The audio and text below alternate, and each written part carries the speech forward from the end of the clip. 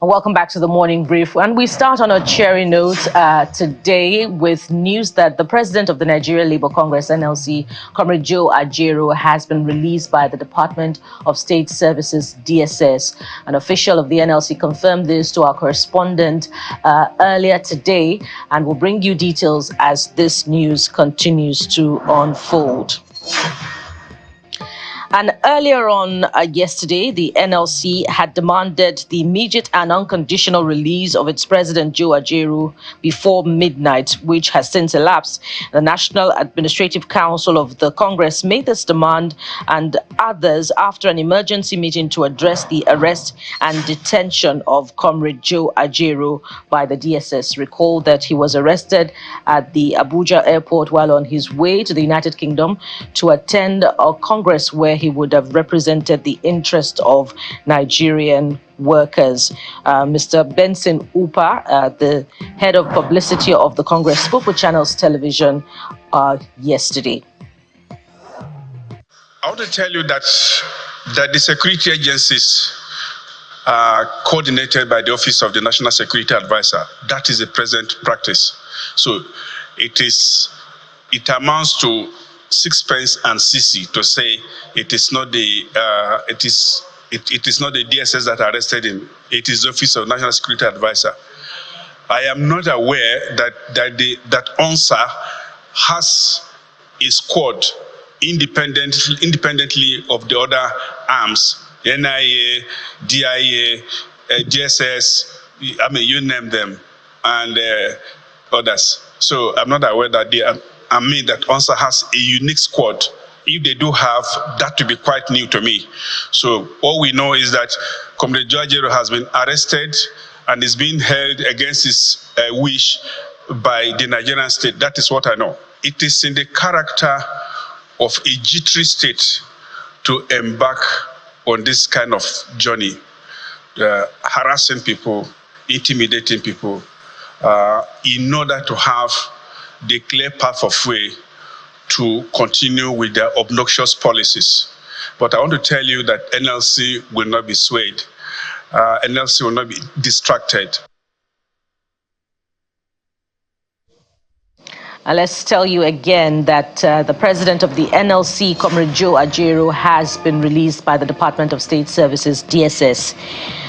Operatives of the Department of State Services, DSS, had also yesterday stormed the Office of the Socio-Economic Rights and Accountability Project, SERAP, in Abuja. The Deputy Director of SERAP, Mr. Kola Wole Oluwadare, confirmed the situation to Channels Television, stating that no formal invitation was given to them before and after the raid, and they have no idea why the operatives raided their office. SERAP had recently given a 48-hour ultimatum to President Bola Tinubu, asking him to instruct the NNPC Limited to reverse the hike in the price of petrol or face litigation. Of course, there's also been a reaction by the DSS that this operation was not a raid.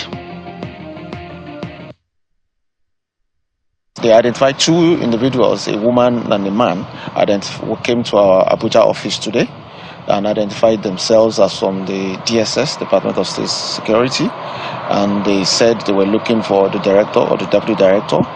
And they said when they were, of course, asked by our staff who were on ground why they were there, they didn't give any particular reason. So they stepped out. The lady stepped out, made some phone calls, and then came back in and also asked if there's any other person that they can speak with, because I wasn't around. So they said no, but that if they would drop their details or even send an official invitation, then we'll be able to honor them. So my colleagues checked and they saw that they came out in two trucks. One of them was an Toyota Hilux truck, and that after they left the office, they stayed outside for a while. But after a while, they drove off. And all this happened, I think, between 10 a.m. and 11 a.m. This morning. Presently, we do not know whether any of the operatives are still within the vicinity, but the vehicles have driven off. This is simply one of those incidents that show clearly, beyond a doubt now, that there is a severe constriction of the civic space. Not necessarily because of anything specifically we've said or done, but basically because of transparency and accountability. I cannot recall any specific instance that might have caused this, but it would not be unrelated with SERAP's consistent advocacy for transparency, accountability, and good governance. Away from the drama from yesterday now, the Nigeria Customs Service, NCS, has seized smuggled petroleum products worth 447 million naira through the Operation Whirlwind.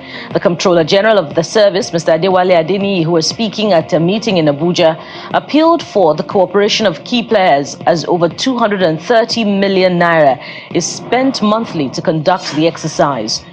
Meanwhile, the National Security Advisor, Mr. Nuhu Ribadu, attributes the instability of the naira to the activities of smugglers.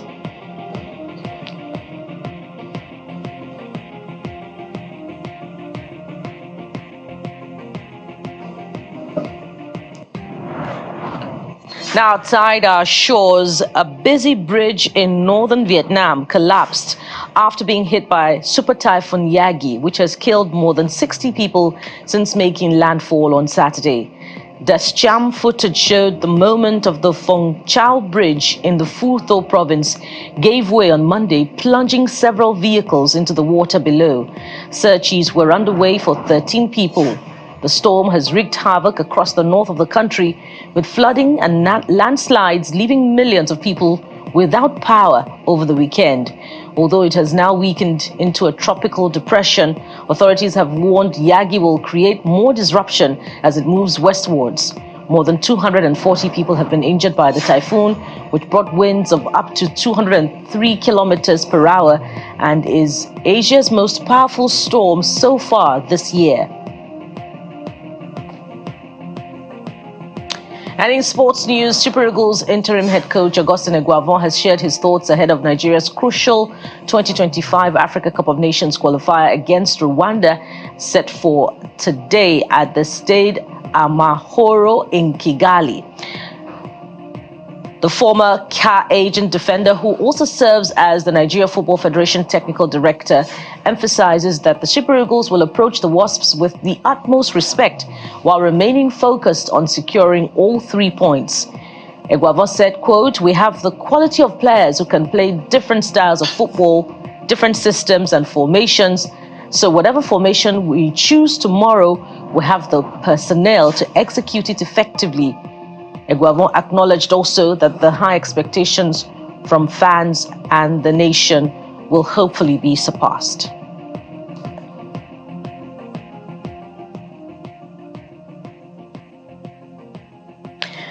And that's it on the major stories for this morning.